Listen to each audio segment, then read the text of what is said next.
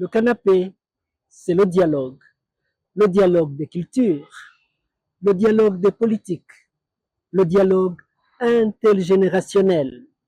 Le canapé, c'est aussi l'apprentissage du français.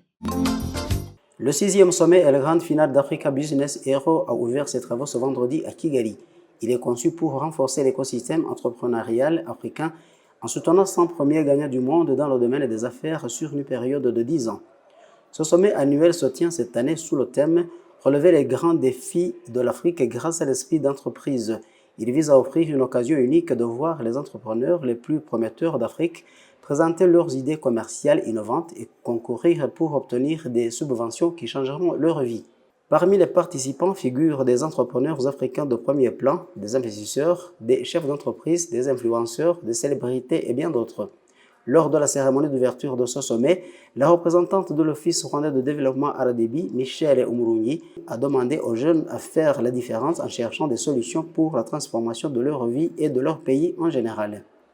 Elle leur a demandé de faire la différence dans leur communauté locale en s'efforçant de résoudre les problèmes les plus urgents. C'est également, a-t-elle dit, en construisant une économie plus durable pour l'avenir. De son côté, Jason Paou, directeur exécutif de la fondation Jack Ma, co-organisateur de ce sommet, a insisté sur la promotion de la technologie et du développement de l'intelligence artificielle. Il a demandé aux jeunes de faire de l'intelligence artificielle un levier de transformation. L'intelligence artificielle, a-t-il dit, est un pari audacieux pour l'Afrique. Il a fait remarquer qu'entre défis structurels et opportunités inédites, elle peut devenir un moteur de transformation durable. Il a ajouté que pour y parvenir, il faudra investir dans les jeunes talents et bâtir des infrastructures adaptées à l'entrepreneuriat. Pour sa part, Ibukun Aosika, fondatrice du Chaya Center Group et juge de la grande finale, a mis l'accent particulier sur la recherche de solutions basées sur le contexte du moment. Les jeunes, a-t-elle dit, auront un rôle très actif à jouer. L'un des jeunes entrepreneurs rwandais, Cédric Mupenzi, trouve très important l'organisation de ce sommet qui se tient annuellement. Il déclare que ce sommet est d'une importance capitale.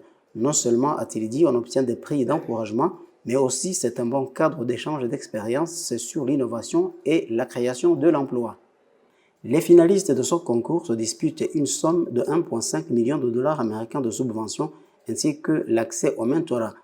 Ce concours du prix Africa's Business Hero est une initiative philanthropique parrainée par la fondation Jack Ma et Alibaba Philanthropy. Depuis la première édition en 2019, ABH offre chaque année un prix en espèces sous forme de subventions, de formation commerciale et de mentorat à des entrepreneurs exceptionnels à travers le continent africain.